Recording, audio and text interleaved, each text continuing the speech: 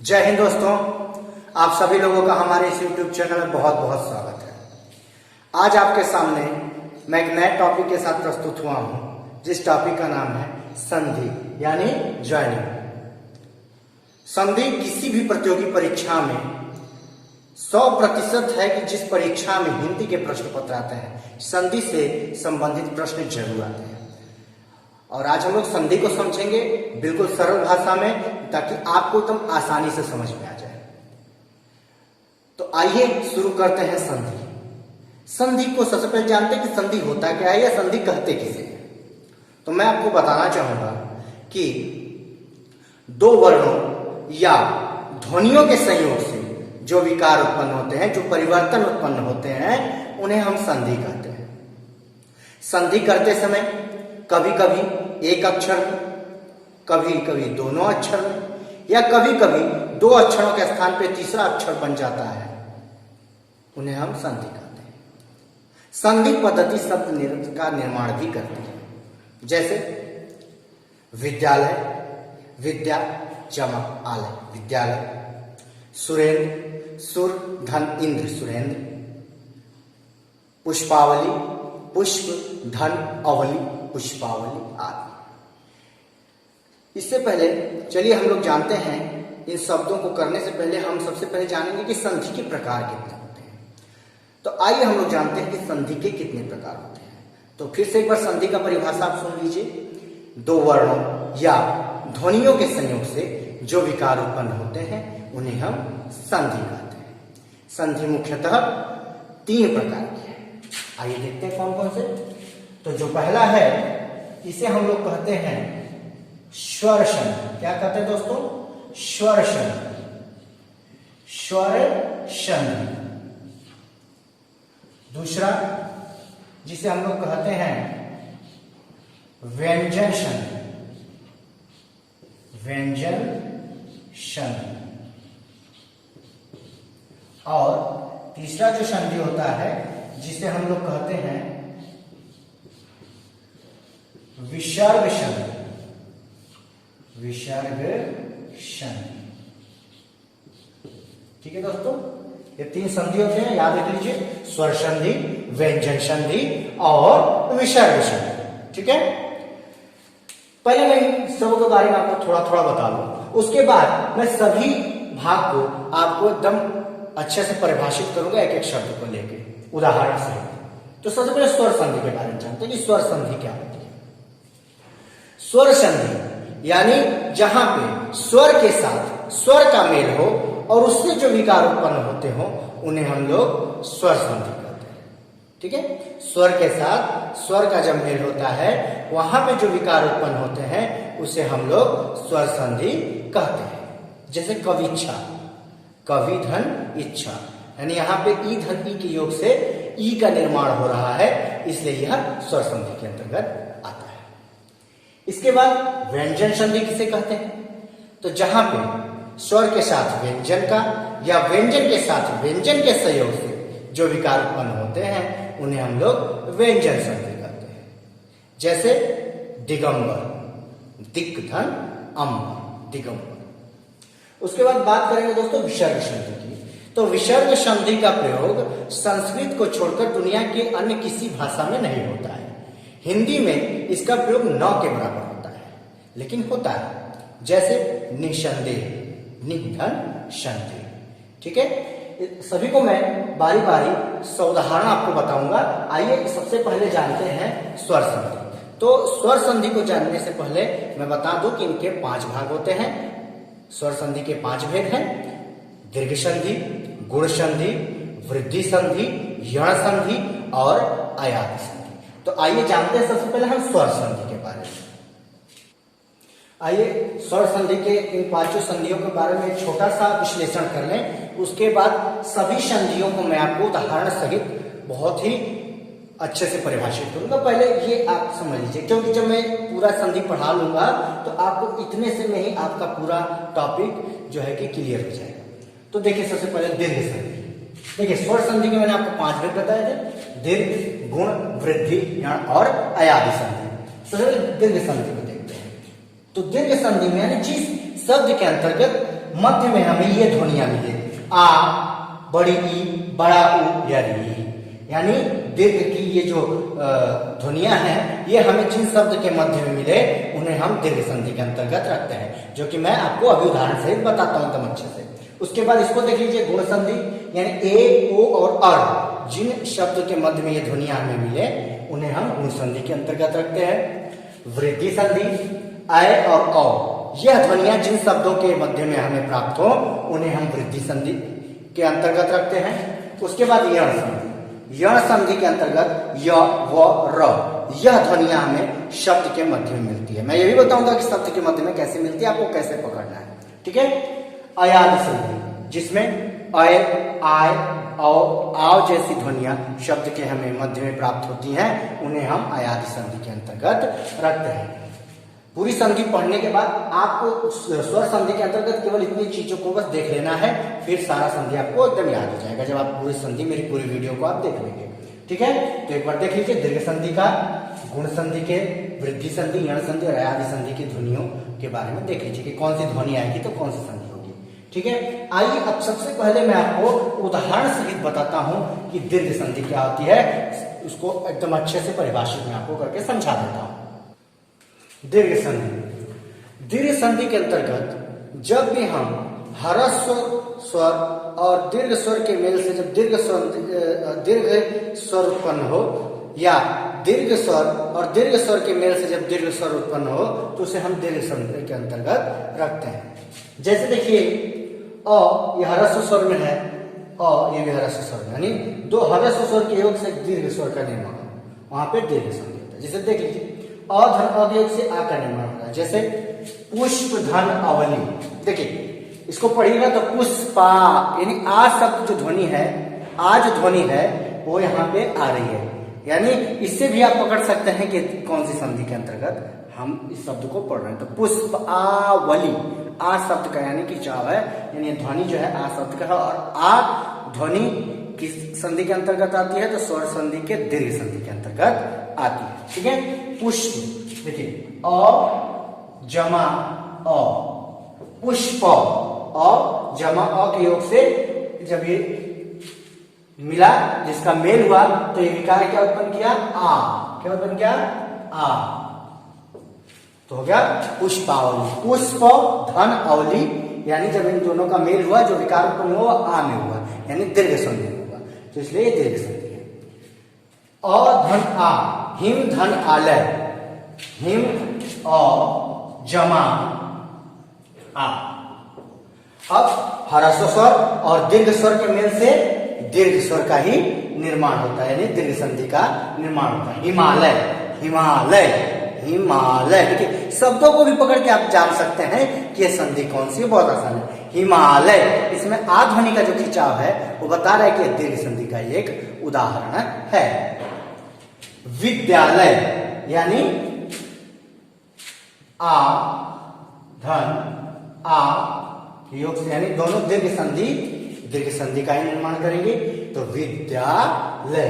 मायाधीन, दीर्घ संधि, दीर्घ स्वर जमा ह्रस्व स्वर, दोनों के मेल से जो विकार उत्पन्न होगा वो होगा दीर्घ स्वर का, यानी आ, इसलिए यहाँ पे दीर्घ संधि का। मायाधीन, मायाधीन, ठीक है।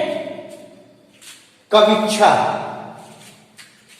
ह्रस्व स्वर और दीर्घ स्वर, ह्रस्व स्वर और ह्रस्व स्वर, माफ कीजिएगा, ह्रस्व स्वर और ह्रस्व स्वर के योग से दीर्घ स्वर का निर्माण होता है, यानी ये दीर्घ संधि। कविच्छा। हरीश, हरि धन ईश, यानी छोटी धन बड़ी ई, यानी ह्रस्व स्वर और दीर्घ स्वर के मिल से दीर्घ का निर्माण हो रहा है। हरीश। महेंद्र, महेंद्र यानी बड़ी ई धन छोटी, यानी दीर्घ स्वर की ई और ह्रस्व स्वर की के योग से दीर्घ स्वर के ई का निर्माण हो रहा है, इसलिए ये दीर्घ संधि है, महेंद्र, ठीक है। सु धन उक्ति, यानी उ, यानी छोटा उ धन छोटा उ बराबर बड़ा उ, यानी ह्रस्व का उ धन ह्रस्व का उ बराबर दीर्घ का उ, ठीक है। शुक्ति। सिंदूर, यानी ह्रस्व स्वर धन दीर्घ स्वर के योग से दीर्घ स्वर का निर्माण है। सिंधु यानी छोटा ऊ यानी ह्रस्व स्वर, धन बड़ा यानी दीर्घ स्वर, दोनों के योग से दीर्घ का निर्माण है सिंधु। वधूत्सव यानी बड़ा ऊ धन छोटा ऊ बराबर यानी दीर्घ स्वर जमा ह्रस्व स्वर बराबर दीर्घ स्वर यानी वधूत्सव यानी दीर्घ संधि। दीर्घ जमा दीर्घ यानी दीर्घ स्वर और दीर्घ स्वर का मेल से भी दीर्घ स्वर का ही निर्माण होता है, जैसे भूधन उधर यानी भूधर, ठीक है। री धन री बराबर री यानी देखिए ये री को हम ज्यादा खींच के कहते हैं। री धन री में री यानी मातृधन ऋण यानी मातृण, ठीक है। तो इतना ध्यान दीजिएगा कि दीर्घ संधि को कैसे पहचानेंगे। तो देखिए इसके दो तरीके हैं। एक तो तरीका आप इसको याद कर लीजिए कि जब भी किसी भी शब्द में उसका खंड करने पर, या ऐसे कह सकते हैं कि जब भी ह्रस्व के बाद ह्रस्व स्वर आए, या ह्रस्व स्वर के बाद दीर्घ स्वर आए, या दीर्घ के बाद दीर्घ आए, या दीर्घ के बाद ह्रस्व आए, ऐसी स्थिति में जो स्वर बनता है वह दीर्घ संधि ही कहलाता है। या दूसरा एक ट्रिक समझ लीजिए इसको कि दूसरा तरीका उसके शब्दों से पकड़ सकते हैं। 99.9% सेट है, इसके शब्दों से आप पकड़ सकते हैं कि जब आप शब्द को पढ़ रहे हैं तो उसके मध्य में जो ध्वनि रूपी जो स्वर रूपी जो खिंचाव होगा उससे आप पकड़ सकते हैं दोस्तों कि यह कौन सी संधि है। उदाहरण के तौर पे आप देखिए सामने उदाहरण में बता देता हूं एक बार। पुष्पावली, देखिए पुष्पा, देखिए पुष्पावली यानी आ शब्द का यहाँ पे क्या हो रहा है, दीर्घ के रूप में खिंचाव हो रहा है। जैसे मैंने आपको वर्ण में पढ़ाया था कि दीर्घ संधि किसे कहते हैं, जो ह्रस्व स्वर से, जिसको बोलने में ह्रस्व स्वर से 2 गुना ज्यादा समय लगता है। तो यहाँ पे जो दीर्घ का जो खिंचाव आ रहा है आप देख पा रहे हो कि ज्यादा समय तक खींच रहा है, इसलिए दीर्घ संधि के अंतर्गत है। जैसे हिमालय, देखिए आ शब्द का एक खिंचाव है यानी दीर्घ के रूप में, इसलिए ये दीर्घ संधि। मायाधीन, विद्यालय, कविच्छा, हरीश, महेंद्र, यानी आप शब्दों को देख के भी आप पकड़ सकते हैं। हालांकि मैं आपके पास सब कुछ लिख दिया हूं, अगर आप इतना पकड़ लेते हैं दोस्तों, इतना पकड़ लेते हैं और जो मैं आपको ट्रिक बताई इतना पकड़ लेते हैं तो 99.9% आप संधि को कर सकते हैं, इसमें कहीं आपको कोई दिक्कत नहीं होगी। तो दीर्घ संधि बहुत आसान है, इसको पकड़ने का दोनों तरीका मैंने बता दिया। एक तो तरीका यह है कि आप उसको जो कि ट्रेडिशनल जो उसका परिभाषा है कि ह्रस्व के साथ दीर्घ के मेल से, या दीर्घ के साथ दीर्घ के मेल से, या दीर्घ के साथ ह्रस्व के मेल से जो विकार उत्पन्न होता है उसे हम दीर्घ संधि कहते हैं। इस तरह से भी याद रख सकते हैं। या आपको एक ट्रिक बता दिया कि जब भी आप शब्दों को पढ़ते हैं तो उसके मध्य में जो ध्वनि आ रही है, जो खिंचाव आ रहा है, वो क्या दीर्घ है।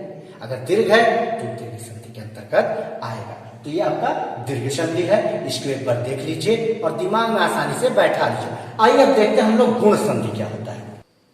अब गुण संधि को देखते हैं। देखिए जैसे कि आपने दीर्घ संधि में पढ़ा था कि जहां ह्रस्व स्वर और दीर्घ स्वर के मेल से दीर्घ संधि का निर्माण होता है, दीर्घ स्वर और दीर्घ स्वर के संधि से दीर्घ का निर्माण होता है। यहाँ पर भी आपको ह्रस्व स्वर के जो है कि वर्ण दिख रहे होंगे, दीर्घ स्वर के वर्ण दिख रहे होंगे, परंतु सभी वर्ण समान नहीं होंगे। बहुत सारे विद्यार्थियों को इसमें कंफ्यूजन हो जाता है। तो मैं बताना चाहूंगा कि दीर्घ संधि में जो वर्ण आते हैं वो समान होते हैं। जैसे यहाँ पे अ आया है तो अ के बाद भी अ का ही निर्माण, यहाँ का आ आने पर दीर्घ का निर्माण होगा, या ई आया है तो ई के बाद ई आने पर ही दीर्घ का निर्माण होगा। परंतु गुण संधि के अंतर्गत देखिए अलग है। क्या है कि गुण संधि के अंतर्गत जब अ के बाद ई आए तो ए का निर्माण होता है, या अ के बाद बड़ी ई आए तो ए का निर्माण होता है, या आ के बाद छोटी ई आए तो ए का निर्माण होता है, या आ के बाद बड़ी ई आए तो ए का निर्माण होता है, अ के बाद उ आए तो ओ का निर्माण होता है, अ के बाद बड़ा उ आए तो ओ का निर्माण होता है, आ के बाद छोटा उ आए तो ओ का निर्माण होता है, आ के बाद बड़ा उ आए तो ओ का निर्माण होता है, अ के बाद री आए तो अर का निर्माण होता है, या आ के बाद री आए तो अर का निर्माण होता है। यानी कहने का मेरा तात्पर्य है कि दीर्घ संधि में एक ही राशियां आपको दीर्घ का निर्माण करती है, परंतु गुण संधि में क्या होता है कि अलग अलग राशियों से इसका निर्माण होता है। और इसका निर्माण कैसे होता है, अ के बाद यदि ई आ जाए तो ए का निर्माण हो जाता है, या अ के बाद बड़ी ई आ जाए तो ए का निर्माण हो जाता है, या आ के बाद छोटी आए तो ए का निर्माण होता है, या आ के बाद बड़ी आए तो ए का निर्माण होता है। उसके बाद अ के बाद छोटा हुआ है तो ओ का निर्माण होता है, या अ के बाद बड़ा हुआ है तो ओ का निर्माण होता है, या आ के बाद छोटा हुआ है तो ओ ध्वनि का निर्माण होता है, या आ के बाद बड़ा हुआ है तो ओ ध्वनि का निर्माण होता है, या अ के बाद री है तो अर का निर्माण होता है, या आ के बाद री है तो अर का निर्माण होता है। ये इसकी सामान्यतः परिभाषा है। लेकिन आपको पहचानना कैसे है, वही तरीका अपनाइए कि देखिए भैया, जिन शब्दों के मध्य में जो ध्वनि पकड़ने का, जैसे उपेंद्र, ये शब्द का खिंचाव है, उपेंद्र, ये शब्द का देखिए खिंचाव, उपेंद्र, उपधन इंद्र यानी अधन ई के योग से ए का निर्माण हो रहा है। गणेश, गणेश, गणेश यानी ए शब्द का क्या हो रहा है, खिंचाव हो रहा है ध्वनि का, तो इसलिए यहाँ पे गुण संधि है। जैसे गण धन ईस यानी अधन बड़ी ई बराबर ए, यानी जब भी अ के बाद किसी भी संधि करते समय किसी भी शब्द का प्रथम खंड का अंत्याक्षर अ हो और द्वितीय खंड का प्रथमाक्षर बड़ी ई हो तो क्या हो जाएगा, ए का निर्माण होगा, यानी गुण संधि होगा। इसको ऐसे भी याद रख सकते हैं आप। इसका एक और तरीका मैं आपको बता देता हूँ याद करने का। देखिए, मैं जानबूझ के हर बातों को बार बार जोड़ दे रहा हूँ, क्योंकि ये बात को आप आसानी मत लीजिएगा। संधि को, संधि को अगर एक बार अच्छे से आप देख लेंगे, अच्छे से पढ़ लेंगे तो संधि फिर नहीं भूलेंगे, लेकिन एक बार उसको देखना पड़ेगा अच्छे से। जैसे देखिए किसी भी संधि को करते समय, किसी भी शब्द को जब हम टुकड़े में करेंगे तो किसी भी शब्द के प्रथम खंड का अंत्याक्षर यानी अंतिम अक्षर और दूसरे खंड का प्रथमाक्षर यानी प्रथम अक्षर ये हो। जैसे किसी भी खंड को करते समय अगर किसी भी खंड का प्रथम खंड का अंत्याक्षर यानी अंतिम अक्षर अ हो और तृतीय खंड का प्रथमाक्षर छोटी ही हो तो हमेशा वो गुण संधि का निर्माण करेगा, यानी अ जमा ई बराबर ए का निर्माण करेगा। या किसी भी शब्द के खंड करते समय उसके प्रथम खंड का अंत्याक्षर अ हो, द्वितीय खंड का प्रथमाक्षर बड़ी ई हो, तब भी वह गुण संधि का ही निर्माण करेगा, यानी ए का निर्माण करेगा। या फिर किसी भी शब्द को खंड करते समय किसी शब्द का प्रथम खंड का अंत्याक्षर आ हो और द्वितीय खंड का प्रथमाक्षर छोटी हो तब भी वह ए का निर्माण करेगा, यानी गुण संधि का। यानी आपको कुल मिला जुला के ये जो लिखा हुआ है ये क्या है, किसी भी खंड का प्रथम खंड का अंत्याक्षर है और द्वितीय खंड का प्रथमाक्षर है, यानी दोनों के मेल से जो ध्वनि उत्पन्न हो रही है यानी जो विकार है वो है। ठीक है दोस्तों, इसको मैं शॉर्टकट में आपको बता दिया हूं। यानी ये याद रखिएगा कि किसी भी खंड के प्रथम खंड के अंत्याक्षर और द्वितीय खंड के प्रथमाक्षर के मेल से ही आपका संधि निर्माण होता है। ठीक है, अब जैसे देखिए यहाँ पे कोई भी उदाहरण ले लीजिए, मान लीजिए मैं सिंधुर्मी एक उदाहरण ले रहा हूं। सिंधुर्मी तो दीर्घ संधि का है। समुद्रोर्मी, समुद्रोर्मी क्या है कि समुद्र धन उर्मी। तो देखिए समुद्र धन उर्मी यानी समुद्रोर्मी का प्रथम खंड का जो अंत्याक्षर का समुद्र आ रहा है और द्वितीय खंड का प्रथमाक्षर ऊ आ रहा है, तो अ और ऊ से किसका निर्माण हो रहा है, ओ का निर्माण हो रहा है, इसलिए यह गुण संधि है। तो ये जो बातें मैं आपको बता रहा हूं इसको ध्यान से सुन लीजिए, ये आपके लिए बहुत लाभदायक सिद्ध होगा। तो याद रखिएगा संधि करते समय ये आपको जो है कि ये ट्रेडिशनल परिभाषा है, इसका में कोई ट्रिक नहीं है, ये ट्रेडिशनल है, ये आपको हर जगह मिलेगा। यानी जब भी हम किसी शब्द का संधि करते हैं तो संधि करते समय हमें इस बात का ध्यान देना होता है कि शब्द के प्रथम खंड का अंत्याक्षर और द्वितीय खंड का प्रथमाक्षर क्या है। ठीक है, तो इसको आप पकड़ना सीख जाएंगे तो संधि करना सीख जाएंगे। तो गुण संधि के उदाहरण आपके सामने है, उपेंद्र उपधन इंद्र यानी अधन ई के योग से ए का निर्माण हुआ। गणेश गण अधन ई यानी अधन बड़ा ई बराबर ए का निर्माण हुआ, यानी गुण संधि है। महाधन इंद्र, इसके बाद गणेश का हो गया गण धन इस यानी किसी भी खंड का प्रथम अक्षर अ और किसी भी प्रथम खंड का अंत्याक्षर अ और द्वितीय खंड का प्रथमाक्षर बड़ी हो तो ए का निर्माण करता है, नहीं गुण संधि है। ऐसे ही सभी का आपको है, तो आप सभी को इसको देख लीजिए ताकि आपको आसानी से याद हो जाए। दोस्तों इससे आसान कोई नहीं समझा सकता। बहुत सारे लोग बहुत तरीके के आपको जो है कि आपके दिमाग को डाइवर्ट करते हैं कि ये तरीका है वो तरीका, आसानी से सब चीज आसान है, बस पढ़ने का तरीका आपको होना चाहिए। मैंने आपको पढ़ने का तरीका बताया, मैं एकदम सार्थक चीज बताता हूँ, मुझे फालतू बातें करने की आदत नहीं है, तो सार्थकता पे जिए। आज का जमाना सार्थकता पे जीने का है, ना कि फालतू चीजों पे या प्रलोभन पे। क्योंकि देखिए सफलता का कोई शॉर्टकट नहीं होता है। सफलता को अगर पाना है तो मेहनत करना पड़ेगा भैया। और मैं अपना जो वीडियो बनाता हूँ वो आपको छोटा छोटा वीडियो बना के इसलिए देता हूँ ताकि आपको आसानी से समझ में आ जाए। ठीक है, तो इसको समझ लीजिए पूरा। तो फिर महेंद्र का क्या है आप खुद बता पाएंगे। महेंद्र का महाधन इंद्र यानी आ धन छोटी यानी किसी भी खंड का प्रथम खंड का अंत्याक्षर आ है और द्वितीय खंड का प्रथमाक्षर ई है, दोनों मिला के ए का निर्माण हो रहा है, इसलिए कौन सा संधि है, गुण संधि। ऐसे ही आप सभी का अपने जो है कि दिमाग में कीजिए ताकि आपको आसानी से एक बार कर देंगे समझ में आ जाएगा। ठीक है दोस्तों, आइए अब आपको भाग 2 में ले चलता हूं और आपको वृद्धि संधि के बारे में बताता हूं।